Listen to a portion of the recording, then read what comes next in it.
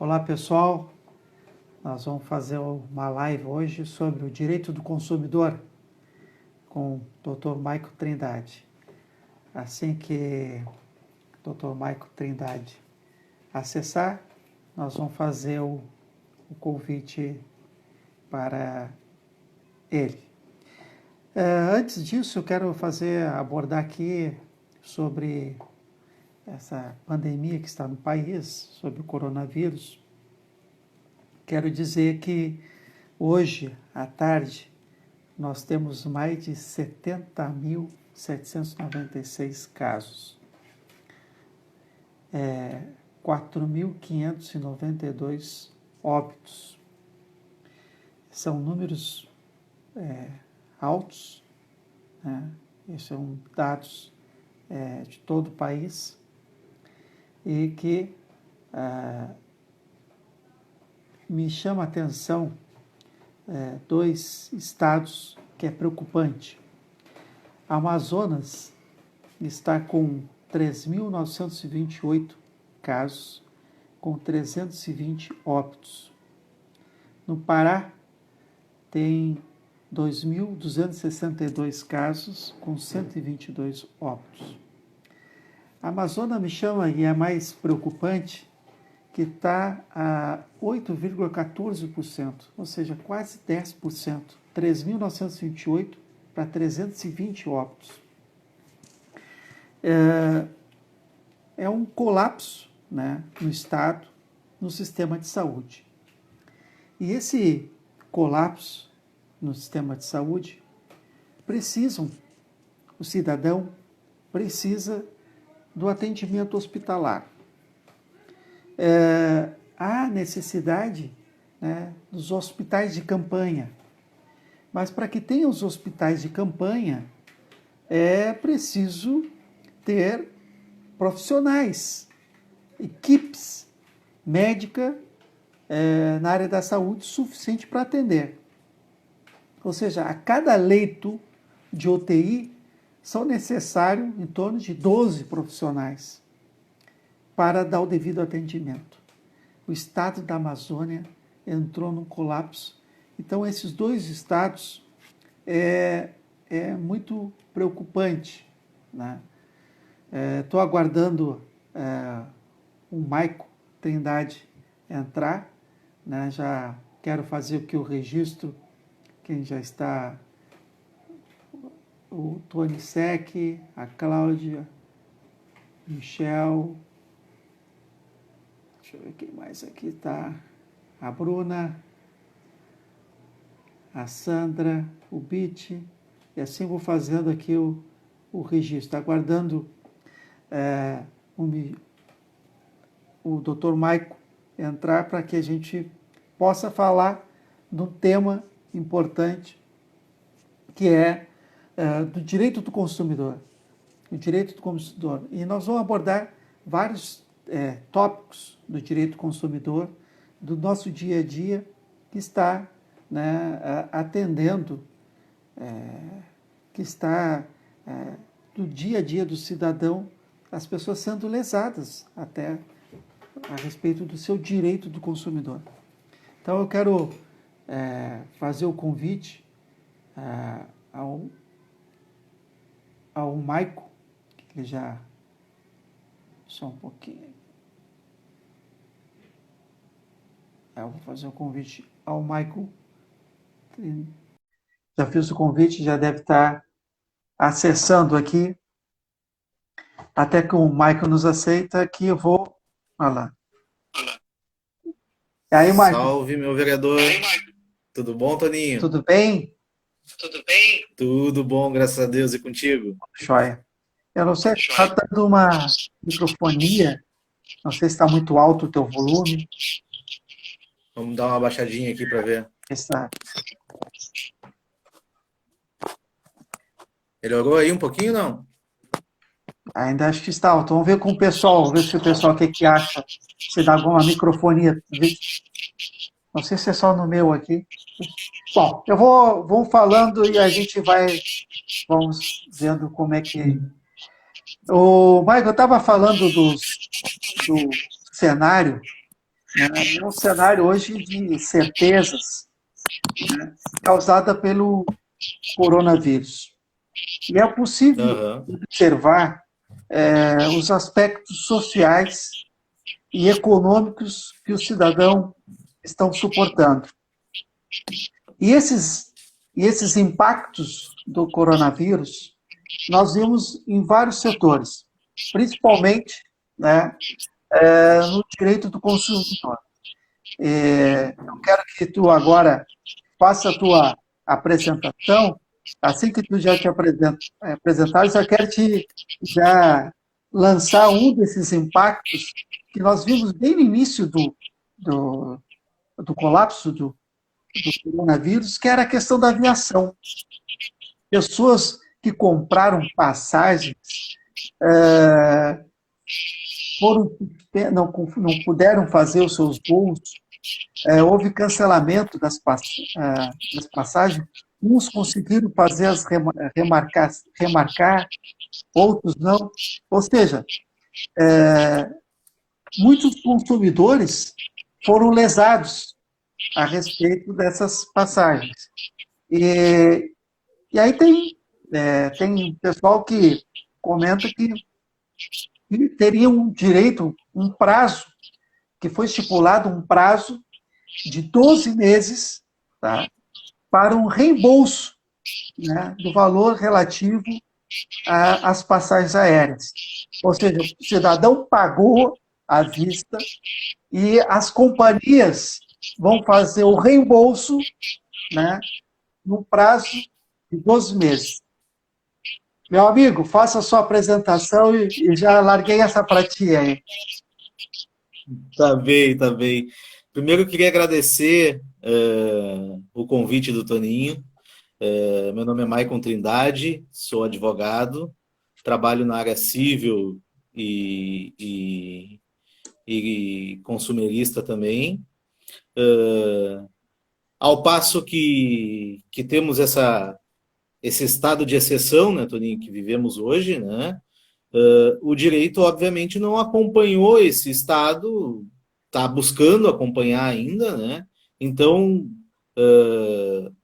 tem muitas incertezas sobre todas as questões que envolvem a relação de consumo, né? Queria dar um passo um pouquinho anterior, Toninho, se tu me permite. Tá contigo, vai embora. Até para esclarecimento das pessoas que estão nos assistindo, né? É fundamental destacarmos que precisa primeiro a gente fazer uma diferença, fazermos uma distinção entre uma relação de consumo e uma relação civil, né? A relação civil é aquela que é entabulada entre partes, entre iguais, né? Podemos citar como exemplo para ser eu sempre gosto de um português mais claro, porque eu acho que a nossa intenção aqui não é ficar falando muito jurídico, é para que as pessoas também entendam o que a gente quer passar, né? Uma relação no âmbito civil, na verdade, ela pode ser entabulada de diversas formas, né? Mas podemos citar como exemplo até um aluguel, né? Um aluguel que eu sou o proprietário e o Toninho é o locatário, por exemplo, né? Ou seja, não tem uma imobiliária administrando essa locação, né?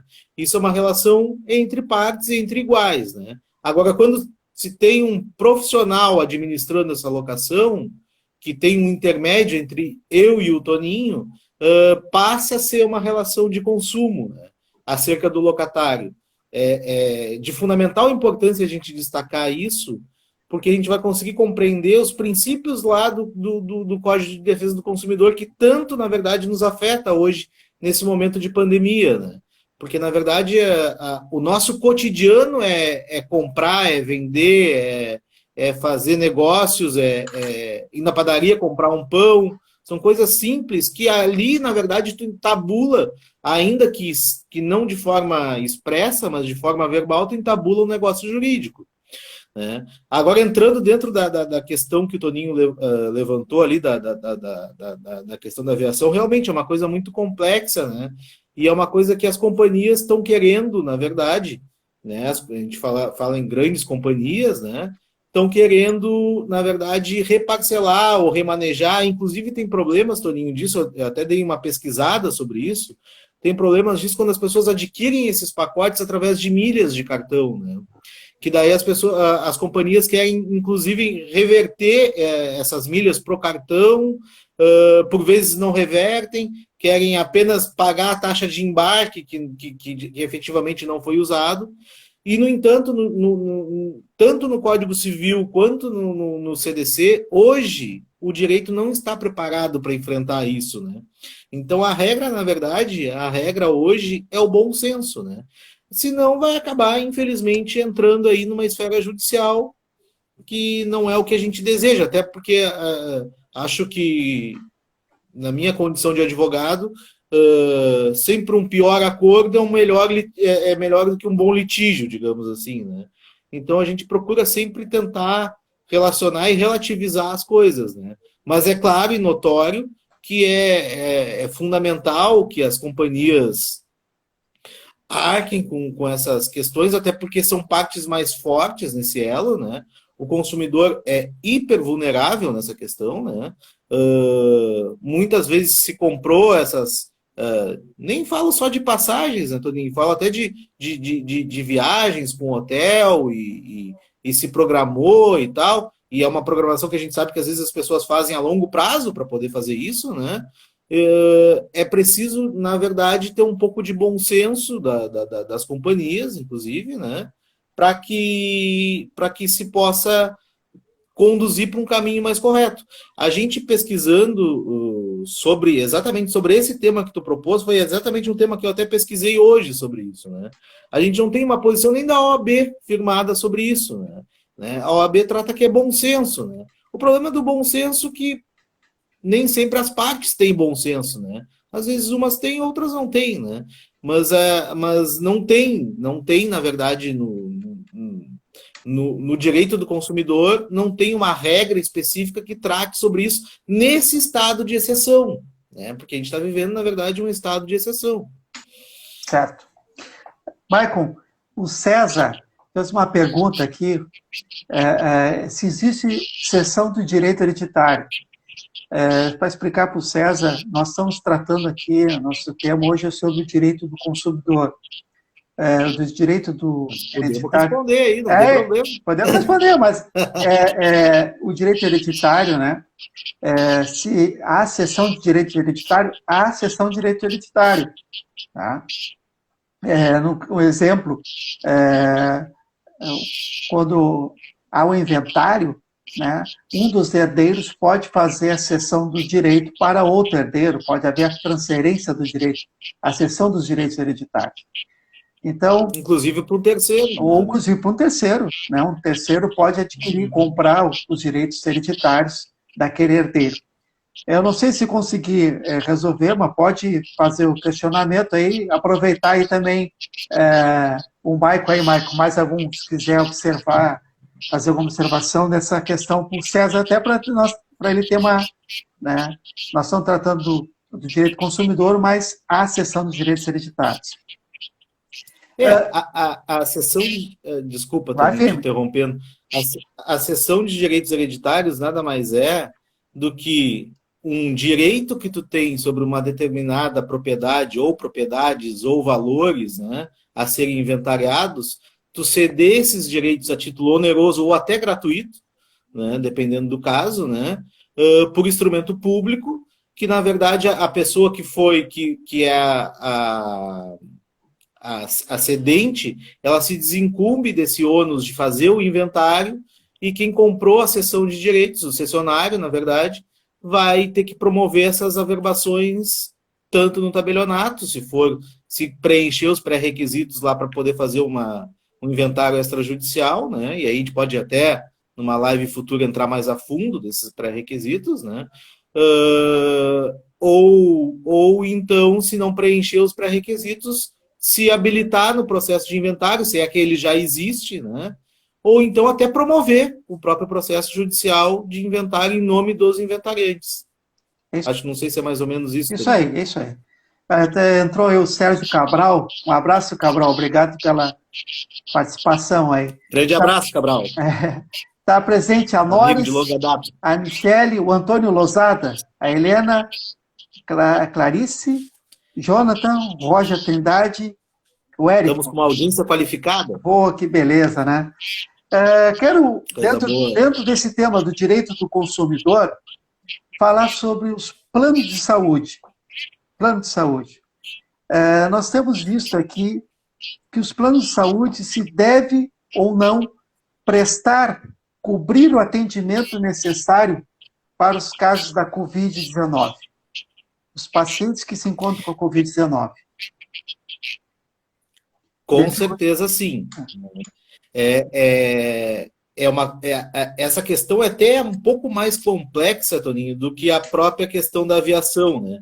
Porque o plano de saúde tem toda a OMS lá que regula esse normativo aí, né?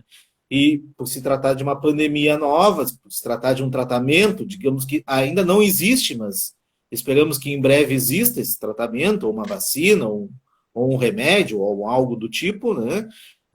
Os planos de saúde com certeza vão ter que arcar e cobrir com isso. Mas, de antemão, essa é uma questão que eu sempre busco a conciliação e sempre acho que o melhor caminho é a conciliação, mas se tratando de plano de saúde em específico, o que a gente tem visto, e eu vejo muita demanda no escritório por conta disso, infelizmente, na verdade, né, tudo acaba na esfera judiciária, né? Porque eles alegam diversas coisas que não contemplavam no contrato lá, e aí é importante a gente mencionar que o contrato feito no plano de saúde, quando contrata lá uma empresa A, B, X, né, para a gente não estar citando empresas aqui de plano de saúde, fazendo propaganda de graça para eles, Antônio. Agora, quando tu contrata, tu faz um contrato de adesão. E esse contrato de adesão, na verdade, o consumidor não tem nenhuma gerência sobre o contrato, né? Então, na verdade, esse contrato de adesão, ele vem pré-moldado, digamos assim, não é um contrato que a gente pode discutir, por exemplo, eu e o Toninho vamos entabular um contrato, a gente vai sentar numa mesa e vamos discutir. Bom, isso aqui fica bom para ti, isso aqui não fica bom, como é que fica melhor, vamos ajeitar aqui, vamos ajeitar ali. Bom, mas não, o contrato de adesão ele já vem pré-moldado e tu adere àquela opção ou não, né? Então, por isso que eu digo que é uma demanda que, infelizmente, essa demanda de plano de saúde vai acabar, porque na verdade, as demandas que envolvem plano de saúde já não são uma demanda já da Covid-19, né? Já vem muito, se a gente olhar no judiciário, tem muita demanda de muitas coisas que até o próprio corpo médico receita. Podemos citar como exemplo aqui diversas próteses que o plano não cobre, que o plano deixou de cobrir por um motivo ou por outro, né? Ele leva em conta a expectativa de vida, tem uma série. Então, já é um assunto polêmico fora o coronavírus, né? Com o coronavírus, ele, infelizmente, vai se tornar mais polêmico ainda, né? Sim, mas na hora quando foi feito o contrato, não existia a pandemia do coronavírus. Né? Então, como é que é na época do contrato? Então, por isso da necessidade do plano de saúde dar todo o atendimento necessário, principalmente na questão de exames, tratamento, diagnóstico, para que aquele paciente, porque na época do contrato de adesão, não havia o coronavírus da Covid-19. Por isso que há necessidade, tem que prestar. Mas, infelizmente, outros temas, até pelo alto custo que é, né? Fica 21 dias um paciente numa UTI, 21 dias, né? Manter um paciente e acaba, né? Acaba indo para o SUS. Né?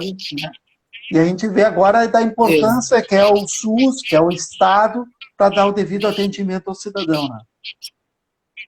Outro tema... Porque, na verdade, o plano... Desculpa, Toninho. Porque, na verdade, o plano de saúde, ele faz toda essa projeção que tu mesmo fez aí no raciocínio rápido. Né? O tempo que o paciente vai ficar lá na UTI, o tempo que eles vão gastar com o paciente na UTI, se porventura vier uma vacina, ou se vier um tratamento, ou se vier algo nesse sentido, o tempo o valor que vai custar isso, né? Eles fazem toda essa expectativa toda. Então, o que acontece? Muitas vezes a gente vê até vamos botar entre aspas isso, mas a gente vê até uma má-fé dos planos de saúde em relação a isso, né? Porque a gente vê que, na verdade, eles deixam para que a gente discuta judicialmente, para que daí eles cumpram. Então, assim, não é todos que discutem, né? Então, de 100% dos usuários dele lá, 70% discute, 30% não. Eles já estão no lucro. Pois é. Então, é uma questão muito complexa e é uma questão pouco,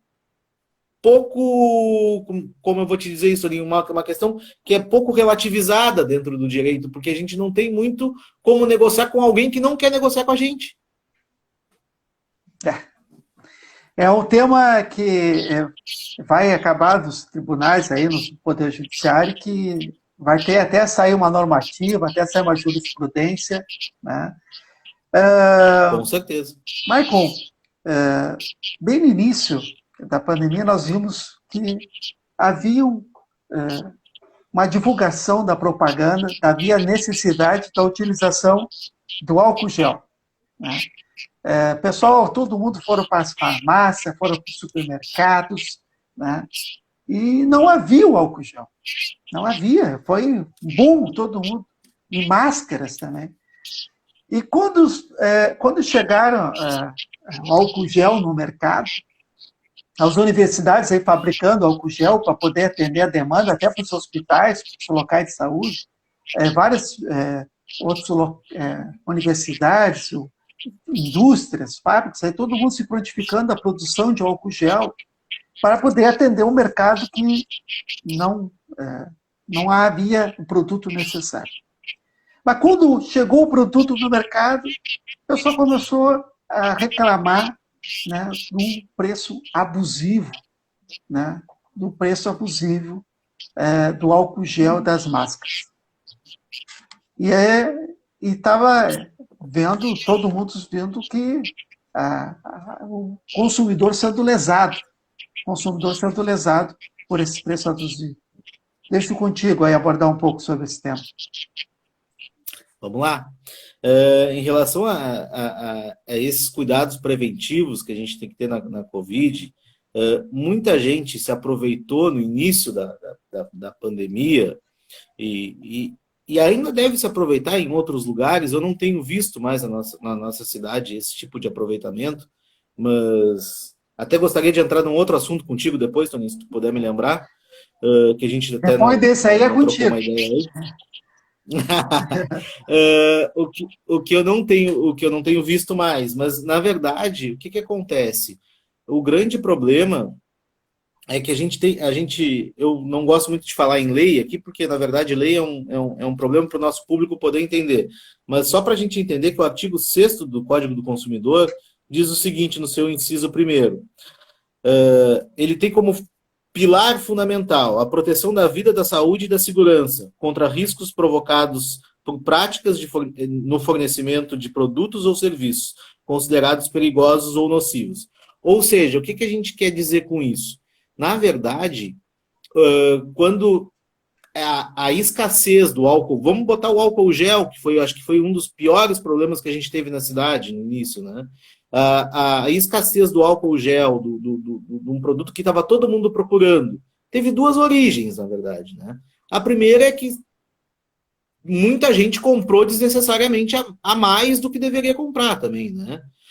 Como até aquele remédio lá que o nosso presidente disse lá que era bom e tal, ficou sem o remédio para quem necessitava e muita gente não tinha nada e acabou comprando o remédio. Bom, mas enfim, o álcool gel, muitas vezes, as pessoas manipularam ele de forma indevida e cobraram o valor de forma indevida. E é preciso o consumidor ficar bem esclarecido que o Código do Consumidor expressamente proíbe a abusividade dos preços, seja em que tempo for, né? Seja pela escassez do produto, seja pela a abundância do produto, não importa isso. Na verdade, o que importa, e aí fica um jogo entre o fornecedor, que é a farmácia lá que tu comprou, né? E o fornecedor da farmácia, né? Que é o produtor lá do álcool, né?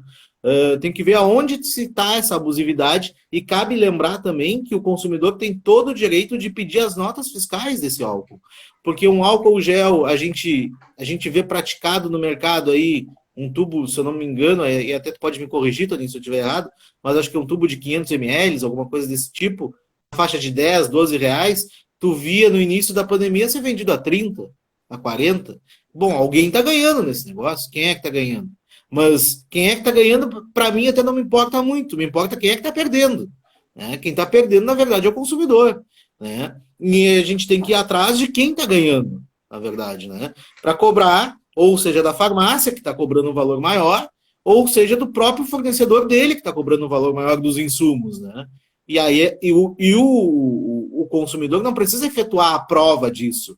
Né? Quem tem que provar isso é os fornecedores de produtos e serviços. Né? E outros comerciantes vendendo álcool aí como se fosse álcool gel também, né? Botava álcool lá, utilizando como 70... Isso não 70... dá nem para comentar, né? Isso é um absurdo. Os caras se aproveitam da oportunidade, né? Isso ultrapassa até a barreira da humanidade, digamos assim. Né? Não tem. Isso ultrapassa qualquer barreira jurídica. Não. Agora, a gente, enquanto cidadão, e aí. Já te falo. Agora, a gente, enquanto cidadão, eu já não falo mais enquanto advogado, já que tocou nesse assunto, né?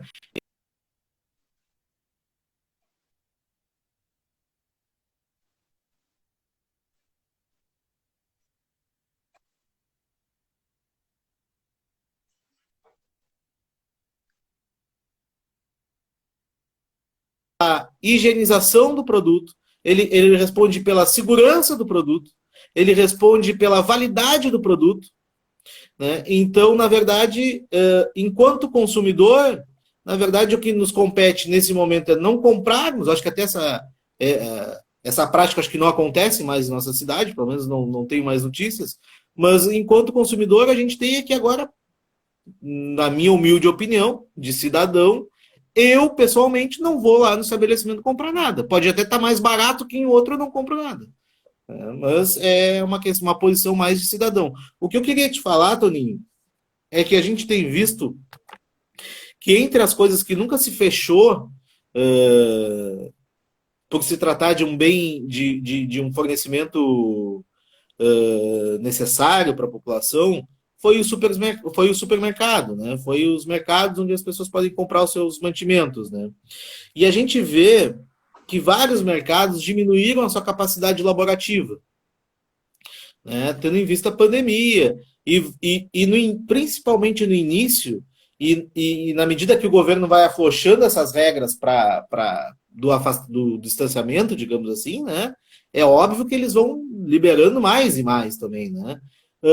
A gente observou eu tive muita demanda no escritório de muitos frios, por exemplo, presunto, queijo, salsicha, essas coisas assim, que já vem embalado a vácuo, aquilo, o pessoal fraciona aquilo numa quantidade muito grande, que não vende no mesmo dia, e acaba aquilo vendendo 2, 3 dias depois. Mas o pior não é nem isso. O pior, na verdade, é quando tu fraciona uma peça que vem inteira, tu perde aquela garantia do fornecedor, na verdade. E aí tu vê uma prática mais abusiva ainda, que é a garantia como se fosse, um exemplo, tu comprou uma peça hoje de presunto, fatiou no teu supermercado para vender, e tu colocou lá a validade de 5 dias conforme está no rótulo conforme está no... desculpa, de 20 dias conforme está no rótulo da marca lá que tu comprou. Né? E tu coloca essa validade, depois de fracionada, tu coloca essa validade na gôndola. Só que, na verdade, essa validade, ela só é válida inteira, não depois de fracionada. Depois de fracionada, essa validade é muito menor. Né? E, estranhamente, não há uma... O que a nossa população está ingerindo nesse tempo? Essa é a minha preocupação, né? Qual é a qualidade dos alimentos que a nossa população está ingerindo nesse tempo, né? Quantos alimentos que, na verdade, já estão vencidos devido à má manipulação, digamos assim, né? Não vencidos na origem, mas na manipulação do produto, né? e quantos alimentos a nossa população vem ingerindo e que talvez, não tem nada científico que demonstre isso, né? Que nos diga nem que sim, nem que não, mas que talvez prejudique a saúde tanto no coronavírus quanto em outros aspectos, né, Toninho? É verdade. Michael, a Noris tem uma questão para nós aqui. Ó. Embora não tenha tratamento específico para essa doença, mas os esquemas de tratamento atualmente disponíveis devem ser oferecidos. Os exames diagnósticos devem ser cobertos. Resolução 453/2020 inclui o exame para detecção de vírus no rol da cobertura obrigatória. Na verdade existe essa resolução, né? O problema é as operadoras do serviço de saúde cumprirem ela, né? Porque a gente tem que olhar também um outro lado, né? Tá faltando teste para todo mundo. Tá faltando teste até para o cidadão que vai lá, consulta com seu médico particular e quer pagar o teste particular. Né? Eu sou um caso. Eu tentei, agora não tentei mais, mas no início, eu tentei fazer um teste particular, pagando um laboratório, liguei para o laboratório, né? Diz, olha, vocês fazem o teste? Ah, a gente faz. Quanto custa? Custa X. Eu, tá bem, eu quero fazer. Ah, a gente não tem kit. Então, na verdade, o que acontece? A própria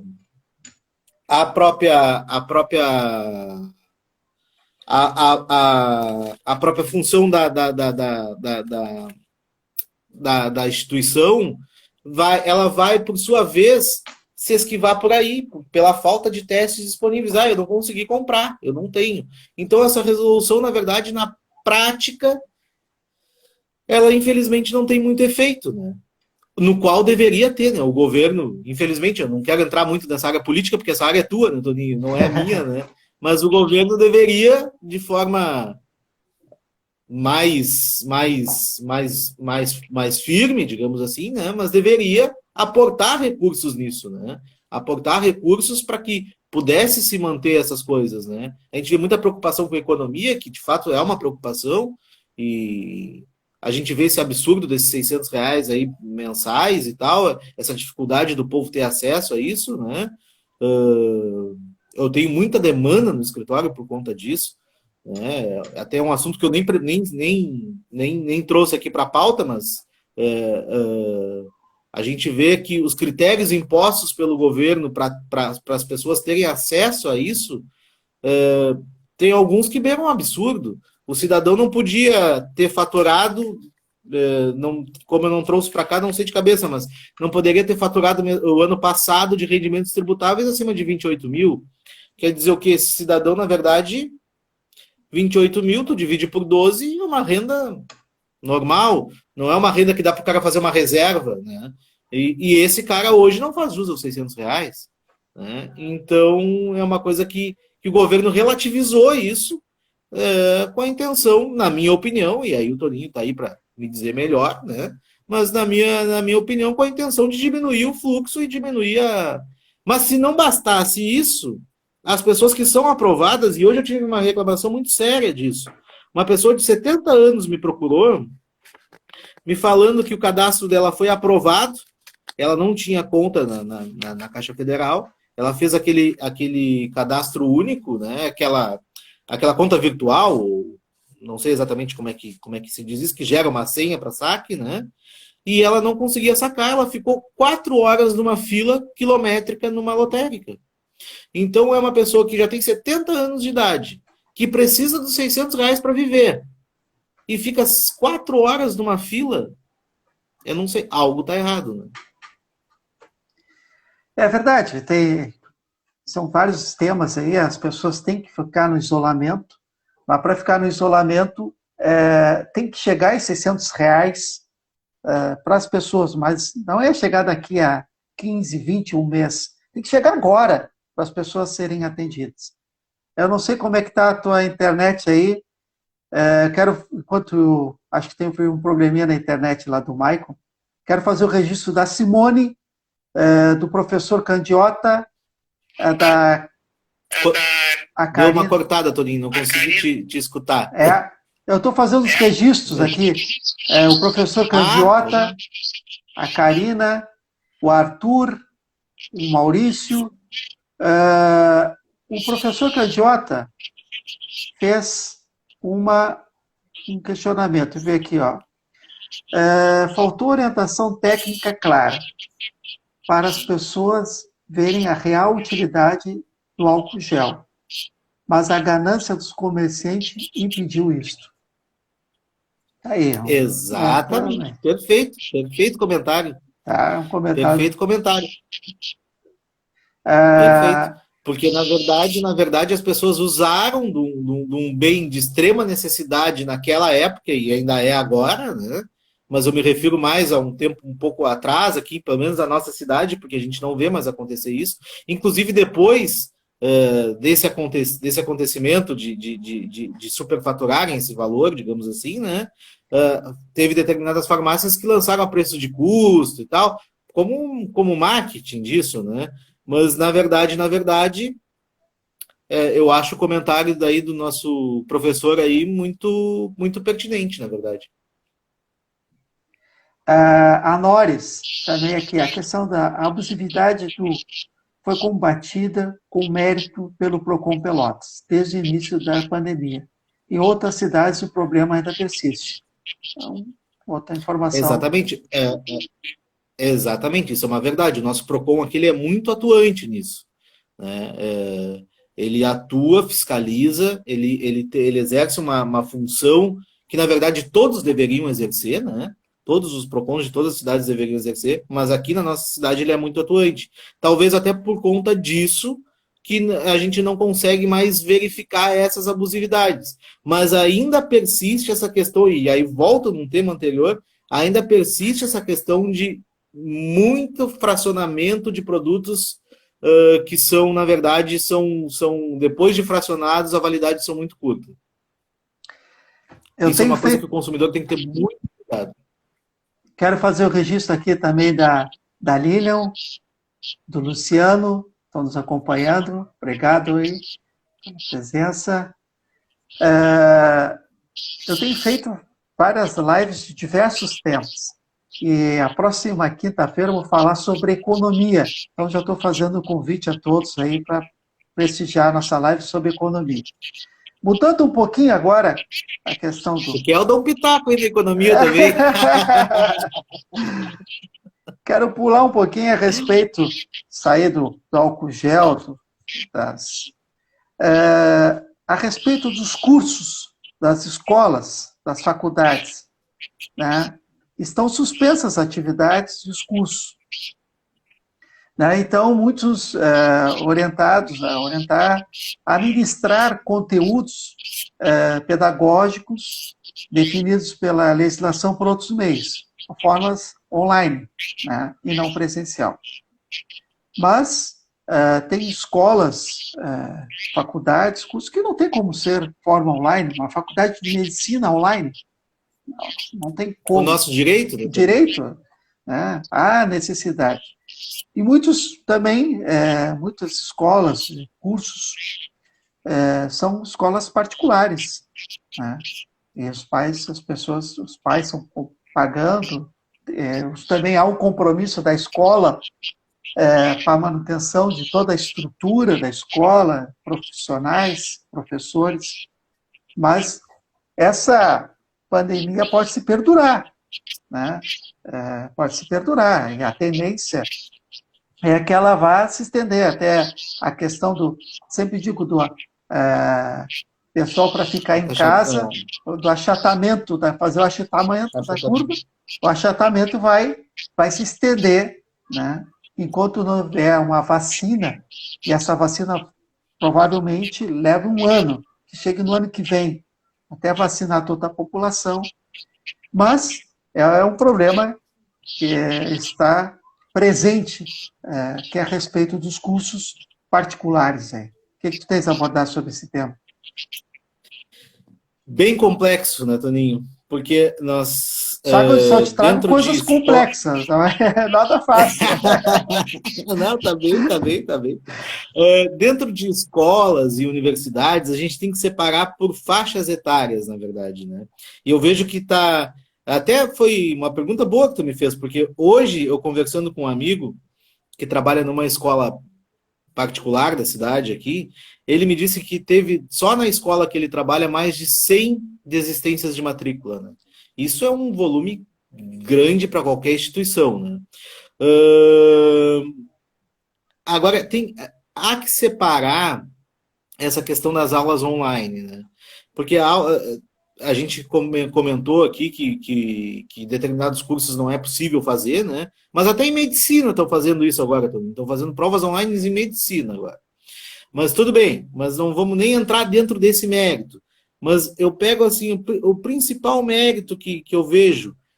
Tem escolas aqui que eu acho que, inclusive, deveria ter um regramento do poder judiciário sobre isso, né? Porque, na verdade, tem determinadas escolas aqui fazendo crianças de 7, 8 anos sentarem numa cadeira.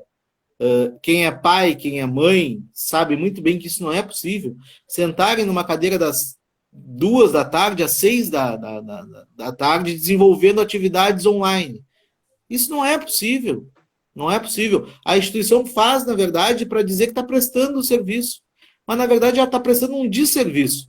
Porque, na verdade, isso não é possível para a imensa maioria dos pais dessas crianças que trabalham, que não tem como ficar acompanhando as atividades diárias e rotineiras das crianças, né? Sem ter qualquer tipo de abatimento no valor da conta-prestação, né? E isso também não é possível, porque a criança não fica 4 horas sentada, né? Agora, se a gente analisar sobre uma outra perspectiva de um adolescente que iria para a aula e está fazendo a sua atividade online, bom, dá para se entender que isso já é possível se fazer, né? Só que a gente não vê um equilíbrio entre uma coisa e outra. E não tem nada no direito do consumidor que verse sobre isso, né? A minha recomendação técnica sobre isso, e já recomendei acho que mais de 20 pessoas sobre isso, né? É caso a caso, né? É negociar com a escola caso a caso. Porque cada um tem um problema diferente, né? Que a gente sabe que não é possível que uma criança fique 4 horas sentada na frente do computador fazendo atividade. Isso a gente sabe porque isso é uma realidade. Agora, a gente não sabe se o pai dessa criança, na verdade, ou a mãe, ou o responsável, teria a possibilidade, também está em quarentena e teria a possibilidade de ficar daqui a pouco com a criança mais tempo. E os pais que não têm essa condição, né? Eu tenho um filho de 8 anos, eu não tenho essa condição de ficar 4 horas por dia com ele sentado, né? Então, eu acho que tem que se haver um bom senso. Eu entendo até as instituições que fazem isso, porque elas fazem para receber e manter o fluxo de caixa delas, mas a gente tem que ver o lado do consumidor. Tu paga uma prestação para ter uma conta-prestação, que é o teu serviço educacional, onde, na verdade, o pai ou a mãe ou o responsável, por sua vez, está sendo orientador dessa criança e sem ter nenhum tipo de desconto, né, em relação à matéria. E ainda que tivesse desconto, vamos botar nesse campo, ainda que tu negocie com a instituição para que se venha a ter desconto, por mais preparado que tu seja, ou que eu seja, eu não sei dar aula para o meu filho.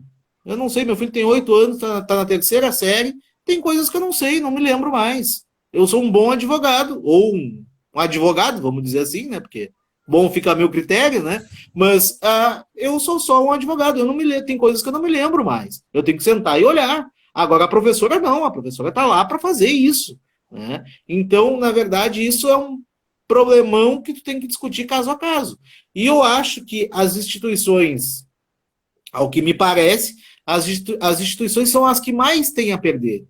Porque, na verdade, elas vão acabar perdendo não só o fluxo de caixa, mas vão acabar perdendo o aluno.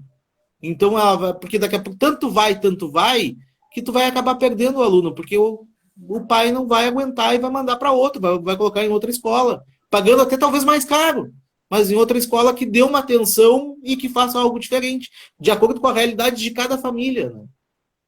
A Lilian está fazendo a pergunta aqui, ó. E os pagamentos das mensalidades escolares não teriam que ser reduzidas face às aulas não presenciais? É a mesma linha de raciocínio que eu tenho. A Lilian está coberta de razão. Porque, na verdade, no direito, existe uma resolução já em uma medida provisória editada pelo governo de São Paulo, se eu não me engano, se não me falha a memória, versando sobre essa redução que é em torno de 15% a 30%, dependendo da faixa etária do jovem, ou do adolescente ou da criança. 30%, se eu não me engano, é na faixa etária da pré-escola.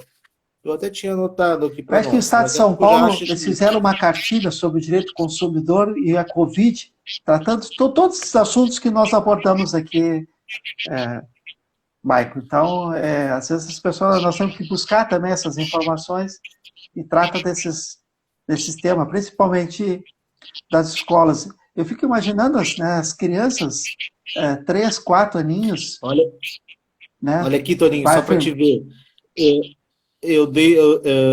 Nesse decreto, nessa medida provisória editada lá pelo Dória, lá, o desconto é de 30% na pré-escola e até crianças na 4ª série, né? Tendo em vista que, de fato, não tem essa contraprestação, né? Mas eu questiono até esse desconto, porque, na verdade, esse desconto está bem. É uma forma de amenizar o consumidor em relação a isso. Isso a gente compreende. Mas, na verdade, esse desconto também ele é questionável, porque, na verdade, a escola em si, ainda que ela preste especialmente para essa turminha aqui que a gente chama, né? Que são crianças pequenas, né? Qual é uma aula online é uma contraprestação da escola? Não vejo como. A criança vai aprender como, na verdade, numa aula online, né? Eu vejo pelo meu filho. O que é a aula online do meu filho? É uma professora falando, um monte de criança falando em cima da professora, ninguém aprende nada, e aquilo ali é considerada a aula dada, digamos assim. E o que aquilo acrescentou na vida do meu filho? Nada, né? Então, eu questiono até esse desconto, porque esse desconto, ainda que pareça que está favorecendo o consumidor, na verdade, não está favorecendo ninguém. Não está favorecendo ninguém, nem o consumidor, e está tão somente amenizando o prejuízo da escola. Mike, não sei se concorda. Eu acho que tu tem que ter mais paciência com o teu guri. Tem que afastar o sofá e jogar futebol na sala, tá? Acompanhar o teu guri na sala. Não dá para sair para rua? Não dá para sair para rua, joga futebol na sala. Tenha paciência com o teu guri, cara. Michael, nós vimos que muitos shows, formaturas, festas, eventos, casamentos foram suspensos, porque é proibido o acúmulo, as pessoas estarem tudo no mesmo ambiente, mais de 30, 40, 50 pessoas. E muitas salões, muitas pessoas que organizam esses eventos, né, tiveram que fazer contrato, houve a rescisão contratual, né? E aí queriam oferecer prorrogação. Como é que vai prorrogar uma data? Não tem como prorrogar uma data, né? Até que a situação seja normalizada. Vai ser normalizada quando? Mais certeza que nós temos, né? Então, muitos ficaram no aguardo do reembolso, né? E aquele que promove o evento, ele gastou aquele recurso. Claro. Gastou, mesmo não pôde, não tem mais. Como é que vai reembolsar a parte lesada? Não tem. E aí a gente precisa entrar até dentro de uma parte, Toninho, que é um pouquinho mais técnica, mas vou tentar ser o mais simples possível aqui para que o nosso público nos entenda, né? Vamos dar um exemplo de um casamento, né? Um casamento que tu contratou, eu não esqueço mais de uma aula foi onde eu aprendi isso, e aprendi dessa forma, acho que é bem fácil de de repassar. Uma aula onde tu contratou. Um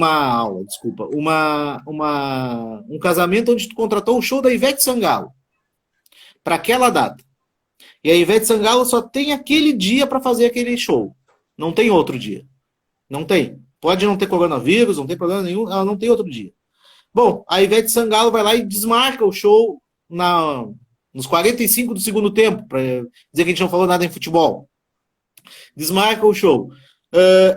É uma prestação infungível. A gente não tem como trocar por outra pessoa. Tu contratou a Ivete Sangalo, tu não quer a Cláudia Leite, tu quer a Ivete Sangalo, tu contratou aquilo.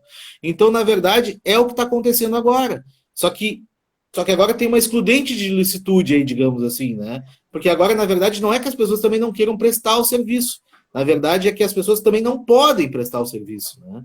Agora, a grande parte disso está no meio, não está nem no elo final, nem no elo inicial, porque o elo final lá é o evento propriamente dito, né? E o elo inicial é o consumidor que contratou, mas está no meio, está na quem de fato promove esse evento, né? E quem de fato promove esse evento tem que estar preparado economicamente, no sentido de ter revés, no sentido, né?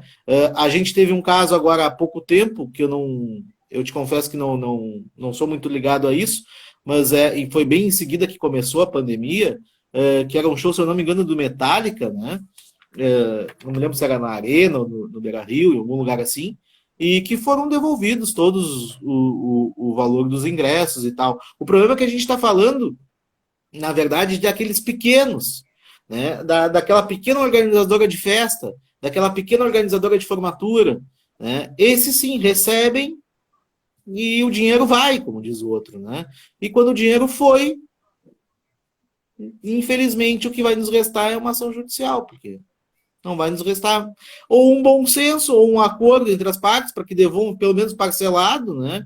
E volto a dizer que é melhor um mau acordo do que uma boa briga, porque por muitas vezes essas pessoas nem patrimônio têm, né? Então tu não vai conseguir nada deles, né? Então, na verdade, é melhor um bom acordo, mas por vezes as pessoas também não querem fazer acordo, né? Então, a regra também nisso é o bom senso e a gente analisar caso a caso, e eu aqui já desde logo me comprometo com o Toninho, me comprometo com o público dele, de a gente, se preciso for, analisar caso a caso, sentar junto caso a caso, porque nesse estado de exceção não temos como, na verdade,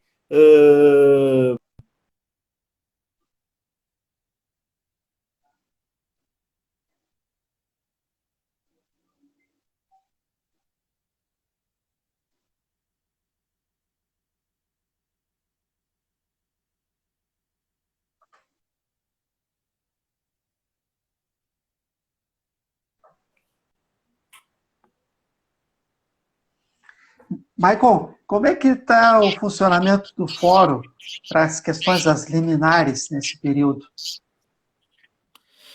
O fórum, na verdade, por até segunda ordem, ele está suspenso, está fechado, nós não Sim, estamos conseguindo ter acesso ao fórum, né? sim. Os processos eletrônicos já tem uma previsão, porque teve uma resolução do TJ que suspendeu os prazos, né?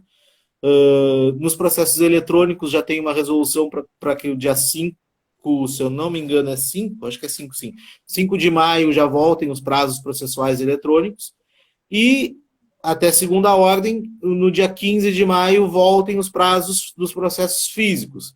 O que isso vai acarretar? Com os processos físicos, vai acarretar que vai abrir o fórum, obviamente, porque não tem como atender despacho judicial sem ter acesso aos autos, né? Vai juntar uma enorme demanda que está represada, né, por conta desse Covid, né? Vai superlotar os fóruns, mais do que já estão, né, digamos assim, né? Muito advogado não vai ter o bom senso do acordo, pelo menos da tentativa do acordo, né? E muito cliente também não vai ter, né?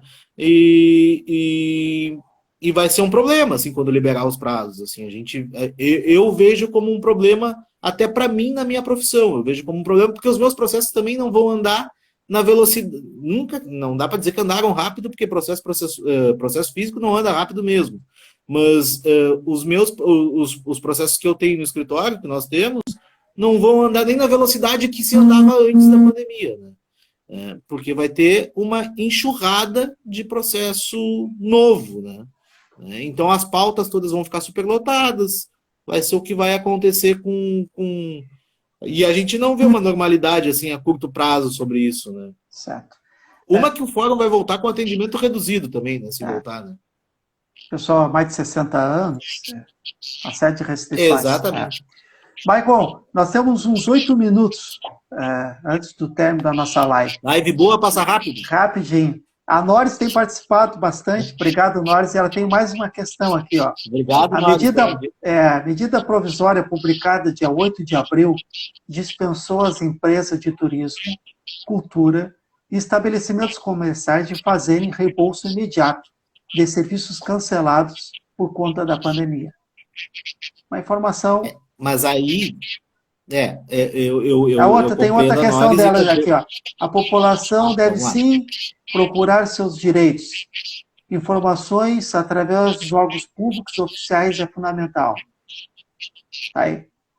Exatamente. A Nora está coberta de razão sobre essa MP, né? Mas a gente tem o que a gente chama no direito uma pirâmide, né? Onde a medida provisória ela está abaixo da lei. Né? Então tem uma lei que diz uma coisa e a MP ela pode até se converter em lei ou não, na verdade, né? Então essa medida provisória, na verdade, ela regula, mas ela não regula o que a lei dispõe. Ela regula só numa vacância da lei, né? Então, na verdade, elas estão isentas até que se julgue algo contrário, né? A Noris, ó, eu sou economista e pós-graduada em Direito do Consumidor. Live muito boa. Pô, ainda bem que tá boa. Pô, mas especialista aí nos acompanhando. Qualificadíssima aí, hein? Então, a Noris pode nos dar uma explicação da pirâmide de Kelsen aí e tal. Claro. Não quis entrar muito dentro disso. Nós temos 5 minutos. Não sei se tem mais algum tema para abordar que tu acha que é importante abordar na nossa live. Senão nós podemos ir para as considerações finais aí, Mike. Não, Toninho, eu só que... claro que sempre, quando a gente faz uma live, sempre falta tempo, né, Toninho? É verdade. Porque a gente sempre quer tentar debater as mais diversas coisas possíveis, né?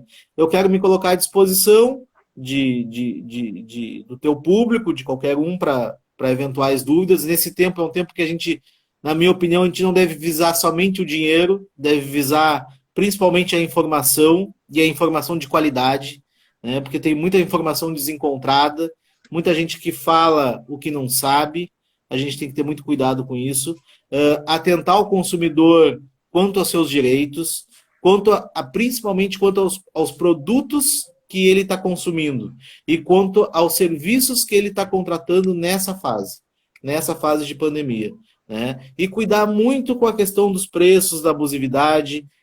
Isso hoje em dia é fácil de se controlar, é fácil de se fiscalizar, né? Então é muito importante isso. E agradeço a ti, agradeço ao teu público por dar a oportunidade, esse humilde advogado aqui perto da Noris, aí, que tem pós em direito do consumidor. Na verdade, ela que deveria estar falando contigo, não eu. E me coloco à disposição aí sempre que o amigo precisar. Pô, Michael, eu que agradeço aí tu ter tirado o teu tempo aí para disponibilizar conosco essa conversa. Quero dizer que eu tenho feito live de diversos temas, né? Semana passada falamos sobre enfermagem, hoje sobre direito. Na quinta-feira vou abordar sobre economia, né? São todos convidados. Também quero fazer um convite a todos. Quero chegar a 2.000 acessos, seguidores né? Eu quero que vocês me ajudem, compartilhem aí, leva a nossa live, compartilhar entre os amigos também, que o pessoal também possa ser o nosso seguidor aí, seria um maior prazer, uma alegria, né? E, meu amigo, pô, valeu, é a nossa segunda, com certeza vamos fazer outras lives, tem muito tema, cada tema desse são várias discussões, mas quero te agradecer de coração aí e até uma próxima oportunidade. Muito obrigado a todos. Abraço. Até uma próxima. Muito obrigado.